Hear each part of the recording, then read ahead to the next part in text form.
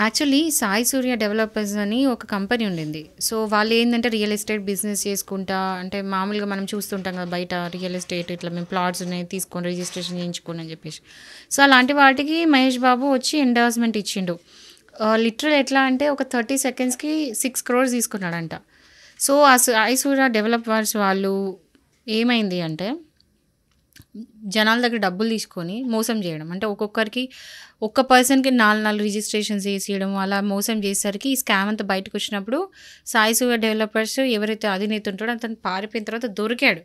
దొరికిన తర్వాత మొత్తం డాక్యుమెంట్స్ సీజ్ చేసినప్పుడు అందులో ఈ అగ్రీమెంట్ దొరికింది. అది endorsement agreement with Mahesh Babu.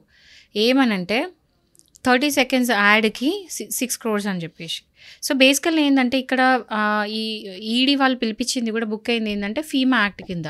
ఇతనికి డబ్బులు వచ్చినాయి కూడా ఓవర్‌సీస్ ఎంటిటీస్ నుంచి. అంటే ఇండియాలో ఇక్కడనే ఏదో చెక్ రూపంలోనో లేతే డైరెక్ట్ ట్రాన్స్‌ఫర్ ఆఫ్ మనీ జరగలే. బట్ వచ్చినాయి ఓవర్‌సీస్ నుంచి వచ్చినాయి. సో, ఓవర్‌సీస్ నుంచి ఎందుకొచ్చినాయి? ఎలా వచ్చినాయి? అసలు అంటే ఇల్లీగలా? లీగలా? అని చెప్పేసి ఎంక్వైరీ చేద్దామని చెప్పేసి మహేష్ బాబుకి ఈ ఈడీ వాళ్ళు నోటీస్ ఇవ్వడం అనేది జరిగింది. సో, నోటీస్ ఇచ్చిన తర్వాత తను అపియర్ కావాలి.